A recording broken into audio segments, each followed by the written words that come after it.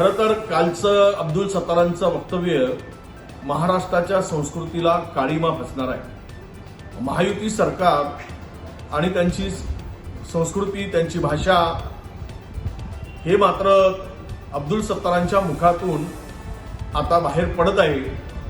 अब्दुल सत्तारांचे खरंच आभार मानले पाहिजेत, त्यांना धन्यवाद दिले पाहिजेत की अब्दुल सत्तार, तुम्ही महायुतीचा मंत्री म्हणून भारतीय जनता पक्ष आणि महायुतीच्या चेहऱ्यावर असलेला पडदा टराटरा फाडताय। अरे हे मंत्री आहे ती गुंड आहे।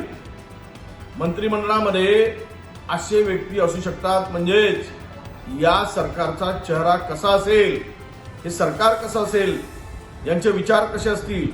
आया बहिणीपासून तर पोलिसांना थेट आदेश आणि त्या भाषेचा शब्दाचा जो वापर केलाय, आई बहिणीच्या संदर्भात, आई वडिलांच्या संदर्भात, अरे कुठे नेऊन ठेवताय महाराष्ट्राचा? सत्तेसाठी हबाबलेल्यानो, सत्ता पिपासू लोकांनो, जर तुम्हाला थोडी लाज वाटत असेल तर अशा मंत्र्यांना लात मारून बाहेर काढण्याची ताकद तुम्ही दाखवा, हे आवाहन मी तुम्हाला करतोय। आज शाळा बंद हा जो निर्णय आहे पालक समितीने घेतलेला, हा अशासाठी घेतलाय की शाळेत आमच्या 7 शिक्षकांची गरज असून पहिली ते 7वीची आमची जिल्हा परिषद केंद्र शाळा आहे। त्या ठिकाणी 5 शिक्षक घेऊन आम्ही शाळेचं कामकाज चालवत आहे। तरी त्यातील 2 शिक्षक जे पदवीधर आहे यांना बिलो म्हणून कधीही शाळेतून बोलून घेतात। काल अशी वस्तुस्थिती होती की 3 शिक्षक आमचे ट्रेनिंगला गेलेले आहेत आणि 2 शिक्षक शाळेत उपस्थित होते। सावित्रीबाई फुले यांची जयंती पण होती।